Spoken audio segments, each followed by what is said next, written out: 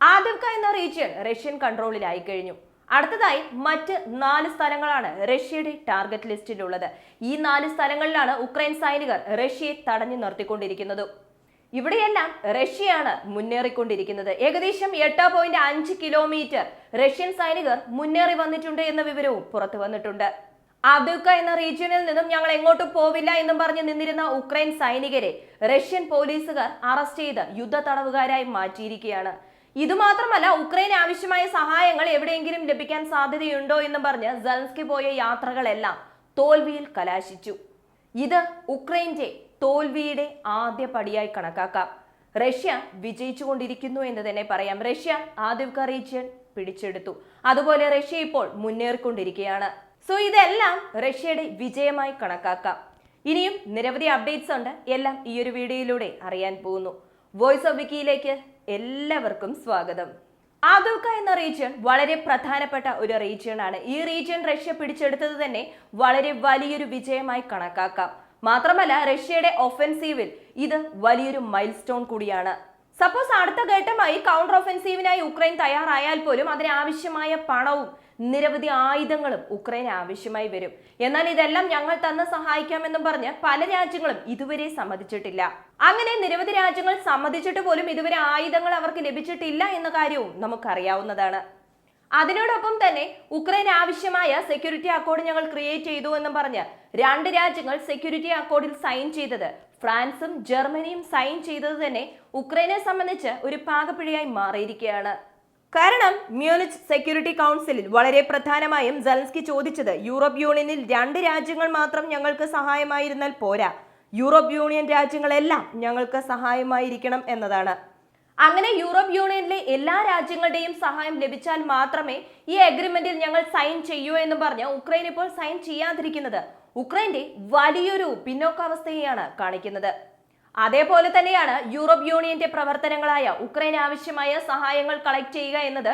Europe union രാജ്യങ്ങൾ തന്നെ അതിലെതിരായി നിൽക്കുന്നുണ്ട് എന്നതും ശ്രദ്ധേയമാണ്. അതിലെ വളരെ പ്രധാനപ്പെട്ട രാജ്യമാണ് ഹംഗേരി. ഹംഗേരി എന്നത് റഷ്യക്ക് അനുകൂലമായി പ്രവർത്തിക്കുന്ന രാജ്യമാണെന്നുള്ളതും ശ്രദ്ധേയമാണ്. അതേപോലെ തന്നെ സ്വീഡനെ നാറ്റോയിൽ അംഗമാകാതിരിക്കാനും ഹംഗേരി ബ്ലോക്ക് ചെയ്തുകൊണ്ടിരുന്നു. നാറ്റോ എക്സ്പാൻഷൻ ഹംഗേരി ബ്ലോക്ക് ചെയ്തുകൊണ്ടിരുന്നു എന്ന് പറഞ്ഞാലും ഇപ്പോൾ നാറ്റോ എക്സ്പാൻഷൻ നടക്കാനുള്ള സാധ്യതയുണ്ട് എന്ന് പറയുന്നുണ്ട്. ഹംഗേരിയും സ്വീഡനും തമ്മിലുള്ള ചർച്ച നടക്കുന്നു എന്നും പറയപ്പെടുന്നു. 2023 ബാക്മുത്ത് പിടിച്ചെടുത്തതിനു ശേഷം വളരെ വലിയ വിജയമായി ആദിവ്ക റീജിയന്റെ വിജയം റഷ്യയുടെ പ്രസിഡന്റായ പുടിനും അദ്ദേഹത്തിന്റെ അടുത്ത പ്രസിഡന്റ് പദവി എന്ന ഇലക്ഷനും ഒരു വലിയ ബൂസ്റ്റായി മാറിയിരിക്കുന്നു എന്ന് പറയാം. അതുപോലെ തന്നെ അലക്സി നാവൽനിയുടെ മരണത്തിനെതിരായി റഷ്യക്കെതിരെ പല രാജ്യങ്ങളും ഒന്നുചേരുന്നതും, അതുപോലെ ഇതിന് കാരണം പുടിനാണെന്ന് പറയുന്നതിനും ബ്രസീലിന്റെ ലൂല അദ്ദേഹത്തിന്റെ അഭിപ്രായങ്ങൾ പങ്കുവച്ചു. അദ്ദേഹം പറഞ്ഞത് എന്താണെന്ന് വെച്ചാൽ, വെറുതെ ഒരാളിൽ കുറ്റം ചുമത്താൻ പാടില്ല, ആരോപണങ്ങൾ ഉയർത്താൻ പാടില്ല. ആരാണ് ചെയ്തതെന്ന തെളിവുകൾ ശേഖരിച്ചതിന് ശേഷം അദ്ദേഹമാണ് ചെയ്തതെങ്കിൽ മാത്രം കുറ്റം പറയുക. അതല്ലാതെ നുണക്കഥകൾ പ്രചരിപ്പിക്കാൻ പാടില്ല. സത്യാവസ്ഥ എന്താണെന്ന വിചാരണ നടക്കട്ടെ എന്ന് പറയുന്നു. അതേ ലൂല ഇസ്രയേൽ ചെയ്യുന്നത് വംശഹത്യയാണ്, അത് ശ്രദ്ധിക്കുക, അതിനെതിരെ ആക്ഷൻ എടുക്കുക എന്ന് പറഞ്ഞതും ഇപ്പോൾ പാശ്ചാത്യ രാജ്യങ്ങൾ ബ്രസീലിനെതിരെ തിരിയാനുള്ള ഒരു കാരണമായി മാറിയിരിക്കുന്നു. ഇപ്പോൾ പാശ്ചാത്യ രാജ്യങ്ങളുടെ ശത്രുവായി ലൂലയും മാറിയിരിക്കുന്നു എന്നതും ശ്രദ്ധേയമാണ്. അതേപോലെ ഉക്രൈന്റെ പക്കൽ വന്ന് ഈ യുദ്ധം എപ്പോഴായിരിക്കും അവസാനിക്കുക എന്ന് ചോദിക്കാൻ പാടില്ല. അതായത് ഈ യുദ്ധം എപ്പോഴാണ് അവസാനിക്കുക എന്ന് ഞങ്ങളോട് വന്ന് ചോദിച്ചാൽ ഞങ്ങൾക്കതിന് ഉത്തരം പറയാൻ പറ്റില്ല. ഇത് ചോദിക്കേണ്ടത് പുടിനോടാണ്. അദ്ദേഹത്തിന് എവിടെ നിന്നുമാണ് ആയുധങ്ങൾ ലഭിക്കുന്നത്, എവിടെ നിന്നുമാണ് പണം ലഭിക്കുന്നത് എന്ന രീതിയിലുള്ള സ്റ്റേറ്റ്മെന്റ് സെലൻസ്കിയുടെ ഭാഗത്തു നിന്നും പുറത്തു വന്നു. ഇപ്പോൾ സെലൻസ്കിക്ക് ആവശ്യമായിട്ടുള്ളത് എന്താണെന്ന് ചോദിച്ചാൽ, പുടിനെതിരായ ശബ്ദം ഉയരാതെ ഉക്രൈനെതിരായ ശബ്ദം, അല്ലെങ്കിൽ സെലൻസ്കിക്കെതിരായുള്ള ശബ്ദം ഉയരുന്നത് അത് ഇതിന് അക്സെപ്റ്റ് ചെയ്യാൻ പറ്റുന്നില്ല. അതേപോലെ തന്നെ ഇന്ത്യയുൾപ്പെടെ മറ്റു പല രാജ്യങ്ങളും റഷ്യയുടെ പക്കൽ നിന്നും വീണ്ടും ഓയിൽ വാങ്ങുന്നത് അദ്ദേഹത്തിന് ഒരു ഷോക്കിംഗ് ന്യൂസ് തന്നെയാണ്. 2 മാസമായി ഇന്ത്യ റഷ്യയുടെ പക്കൽ നിന്നും ഓയിലൊന്നും വാങ്ങിക്കുന്നുണ്ടായിരുന്നില്ല. ഇപ്പോൾ UAE മുഖേന വീണ്ടും ക്രൂഡ് ഓയിൽ വാങ്ങിക്കാൻ ആരംഭിച്ചിരിക്കുന്നു. നമ്മുടെ കറൻസി UAE-യിലേക്ക് പോകും, UAE-യിൽ നിന്നും അത് നേരെ റഷ്യയിലേക്ക് പോകും. ഇങ്ങനെയൊരു ഡീലിങ്സ് ഉണ്ടാവുന്നത് കൊണ്ടാണോ എന്തോ മറ്റു പല രാജ്യങ്ങളും ഇപ്പോൾ റഷ്യയുടെ പക്കൽ നിന്നും ക്രൂഡ് ഓയിൽ വാങ്ങാൻ ആരംഭിച്ചിരിക്കുകയാണ്. സോ റഷ്യക്ക് ആവശ്യമായ പണം ലഭിച്ചുകൊണ്ടേയിരിക്കുന്നു. കഴിഞ്ഞ വർഷത്തെ കണക്കെടുത്ത് നോക്കുകയാണെങ്കിൽ യൂറോപ്പ് യൂണിയൻ ഏകദേശം $30 ബില്യൺ അമേരിക്കൻ ഡോളർ അളവിനുള്ള ക്രൂഡ് ഓയിൽ റഷ്യയുടെ പക്കൽ നിന്നും വാങ്ങി എന്ന വിവരം പുറത്തു വരുമ്പോൾ സെലൻസ്കിക്ക് ഒരു കാര്യം മാത്രം കൃത്യമായി മനസ്സിലാകുന്നുണ്ട്. അതായത് കൂടെ നിൽക്കുന്നത് പോലെ നിന്നിട്ട് മറ്റു പല രാജ്യങ്ങളും നമുക്കെതിരെയുള്ള കളി നീക്കുന്നുണ്ട്. ഇതെല്ലാം ശ്രദ്ധിക്കുക എന്ന് സ്വയം മന്ത്രിച്ച് സമാധാനപ്പെട്ടുകൊണ്ടിരിക്കുന്നു. അതല്ലാതെ അദ്ദേഹത്തിന് ആവശ്യമായ സഹായങ്ങൾ ഇതുവരെ ലഭിച്ചിട്ടുമില്ല. അതേപോലെ മ്യൂണിച്ചിൽ വെച്ച് നടന്ന ആ ഒരു യോഗത്തിൽ ചൈനയുടെ ഫോറിൻ മിനിസ്റ്ററും പങ്കെടുത്തിട്ടുണ്ടായിരുന്നു. ചൈനീസ് ഫോറിൻ മിനിസ്റ്ററുമായി ഉക്രൈൻ ഫോറിൻ മിനിസ്റ്റർ സംസാരിച്ചിട്ടുണ്ടായിരുന്നു. അങ്ങനെ ഉക്രൈൻ ഫോറിൻ മിനിസ്റ്റർ ചൈനയുടെ ഫോറിൻ മിനിസ്റ്ററോട് ചോദിക്കുന്നു, നിങ്ങൾ റഷ്യയ്ക്ക് ആവശ്യമായ ആയുധങ്ങൾ കൊടുത്ത് സഹായിക്കുന്നുണ്ടോ എന്ന്. അതിന് ചൈന പറഞ്ഞ ഉത്തരം എന്താണെന്ന് വെച്ചാൽ, ഞങ്ങൾ അങ്ങനെ യാതൊരു തരത്തിലുള്ള ആയുധങ്ങളും റഷ്യയ്ക്ക് കൊടുത്തിട്ടില്ല, പ്രത്യേകിച്ച് ജീവനെടുക്കുന്ന ആയുധങ്ങൾ കൊടുക്കില്ല എന്ന ഉറപ്പ് ചൈനയുടെ ഫോറിൻ മിനിസ്റ്റർ ഉക്രൈൻ ഫോറിൻ മിനിസ്റ്ററിന് കൊടുത്തിരിക്കുന്നു. പക്ഷേ ഈ ഉറപ്പ് എത്ര ദിവസം ഉണ്ടാകുമെന്നത് അറിയില്ല.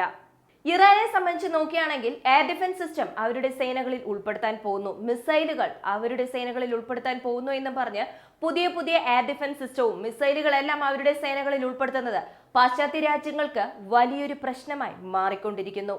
അടുത്തതായി ഉക്രൈന്റെ സൈനികം റഷ്യക്കെതിരെ ആരോപണങ്ങൾ ഉയർത്തിയിരിക്കുന്നു. അതായത് യുദ്ധ തടവുകാരായി ഉക്രൈന്റെ സൈനികരെ റഷ്യ പിടിച്ചു വെച്ചിട്ടുണ്ടാവുമല്ലോ. അങ്ങനെ തടവുകാരായി പിടിച്ചു വെച്ചിരിക്കുന്നവരെ റഷ്യൻ സൈനികർ കൊലപ്പെടുത്തി. അതിന്റെ എവിഡൻസ് ഞങ്ങളുടെ പക്കലുണ്ട്, ഈ എവിഡൻസ് ഞങ്ങൾ കാണിക്കാം, റഷ്യ വീണ്ടും വാർ ക്രൈം ചെയ്തുകൊണ്ടിരിക്കുന്നു എന്ന ആരോപണമാണ് ഉയർത്തിയിരിക്കുന്നത്. ഓൾറെഡി ഇന്റർനാഷണൽ ക്രിമിനൽ കോർട്ട് ജസ്റ്റിസിന് മുമ്പാകെ റഷ്യ അല്ലെങ്കിൽ പുടിൻ വാർ ക്രൈം ആണ് ചെയ്തിരിക്കുന്നത്, ഉടനെ അറസ്റ്റ് ചെയ്യണമെന്നും പറഞ്ഞ് വിധിയൊക്കെ വന്നിട്ടുണ്ടെങ്കിലും ആ വിധിക്ക് പിന്നീട് എന്താണ് സംഭവിച്ചത് എന്ന് അറിയാതിരിക്കുന്ന ഈ ഒരു സമയത്ത് വീണ്ടും പുടിനെതിരെ കേസ് ഫയൽ ചെയ്യാൻ സാധ്യതയുണ്ട് എന്ന വിവരവും പുറത്തു വരുന്നുണ്ട്. യൂറോപ്പ് യൂണിയന്റെ ഫോറിൻ അഫയേഴ്സിന്റെ ചീഫ് പറഞ്ഞിരിക്കുന്നത് എന്താണെന്ന് വെച്ചാൽ, ഇപ്പോൾ ഉക്രൈന് കൊടുക്കാൻ പറ്റുന്ന മോസ്റ്റ് ഇമ്പോർട്ടന്റ് സെക്യൂരിറ്റി കമ്മിറ്റ്മെന്റ് എന്താണെന്ന് വെച്ചാൽ യൂറോപ്പ് യൂണിയനിൽ ഉക്രൈനും ഒരു അംഗമാണെന്ന് അറിയിക്കുക എന്നതാണ്. സോ സെക്യൂരിറ്റി കമ്മിറ്റ്മെന്റിനെ കുറിച്ചാണ് ലോകരാജ്യങ്ങൾ ഇപ്പോൾ സംസാരിച്ചുകൊണ്ടിരിക്കുന്നത്.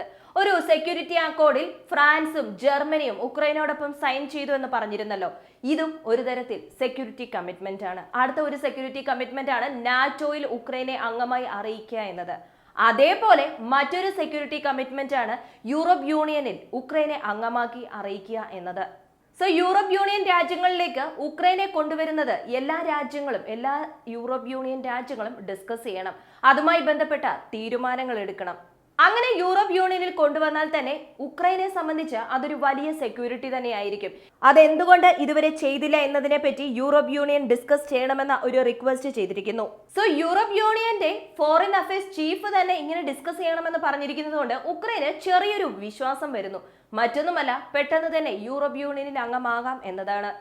അമേരിക്കൻ സെനറ്ററിൽ ഒരാൾ പറഞ്ഞിരിക്കുകയാണ്, സപ്പോസ് ഇപ്പോൾ റഷ്യയെ തടഞ്ഞില്ല എന്നുണ്ടെങ്കിൽ അമേരിക്കയുടെ ട്രൂപ്സ് ആണ് ഫ്രണ്ട് ലൈനിൽ നിൽക്കാൻ പോകുന്നത്, മറ്റൊന്നിനുമല്ല റഷ്യൻ സേനയെ എതിർക്കാൻ എന്നതാണ്.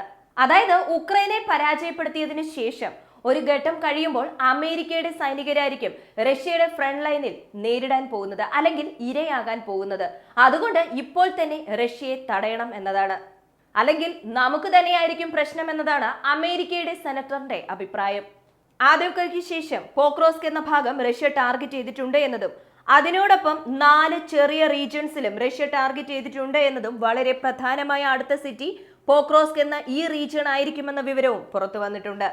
അടുത്തത് മെദ്വദേവ് ഉക്രൈൻ സൈനികരോട് പറയാണ്, പൊതുവെ അദ്ദേഹം സത്യങ്ങൾ വിളിച്ചു പറയുന്ന കൂട്ടത്തിലാണ്. അങ്ങനെ ഉക്രൈൻ സൈനികരോട് പറയുകയാണ്, ഇതുവരെ ലേറ്റ് ആയിട്ടില്ല, എല്ലാവരും അവനവന്റെ സ്വന്തം സ്ഥലത്തേക്ക് തിരിച്ചു വരിക, ഇനിയും റഷ്യയുമായി യുദ്ധം ചെയ്യാൻ പാടില്ല. കാരണം ഓരോ സ്ഥലത്തും റഷ്യയുടെ വിജയം രജിസ്റ്റർ ചെയ്തുകൊണ്ടിരിക്കുകയാണ്, റഷ്യ വിജയത്തിലേക്ക് പോയിക്കൊണ്ടിരിക്കുന്നു, ഉക്രൈന്റെ പരാജയവും രജിസ്റ്റർ ചെയ്തുകൊണ്ടിരിക്കുന്നു. അതുകൊണ്ട് തന്നെ ഇനി റഷ്യയുമായി യുദ്ധം ചെയ്യാൻ നിൽക്കേണ്ട, നിങ്ങളുടെ സ്ഥലത്തേക്ക് തന്നെ തിരിച്ചു പോവുക എന്ന് മെദ്വദേവ് അഭിപ്രായപ്പെട്ടു. മെദ്വദേവിന്റെ ഈ ഒരു സ്റ്റേറ്റ്മെന്റ്, അതുപോലെ ഈ യുദ്ധം അവസാനിക്കുമോ ഇല്ലയോ എന്ന് എന്നോട് ചോദിക്കാൻ പാടില്ല എന്ന് സെലൻസ്കി പറഞ്ഞതും, ഉക്രൈൻ ആവശ്യമായ സഹായങ്ങൾ ലഭിക്കുമോ ഇല്ലയോ എന്ന ചോദ്യത്തിന്റെ ഉത്തരവും, ഇതെല്ലാം ഈ യുദ്ധം അടുത്ത ഘട്ടത്തിലേക്ക് പോകുന്നു എന്നതിന്റെ ഒരു പോയിന്റായി കണക്കാക്കാം. ഇനിയും എന്തൊക്കെയാണ് നടക്കാൻ പോകുന്നത് എന്ന് കാത്തിരുന്ന് തന്നെ കാണാം. ഈ ഒരു അപ്ഡേറ്റുമായി ബന്ധപ്പെട്ട് നിങ്ങളുടെ അഭിപ്രായങ്ങൾ മറക്കാതെ കമന്റായി ചേർക്കുക. വീഡിയോ ഇഷ്ടമാവുകയാണെങ്കിൽ ലൈക്ക് ചെയ്യുക, ഷെയർ ചെയ്യുക, ചാനൽ ഒന്ന് സബ്സ്ക്രൈബ് ചെയ്ത് സപ്പോർട്ട് ചെയ്യുക. വീണ്ടും അടുത്ത വീഡിയോയിൽ കാണാം. നന്ദി, നമസ്കാരം.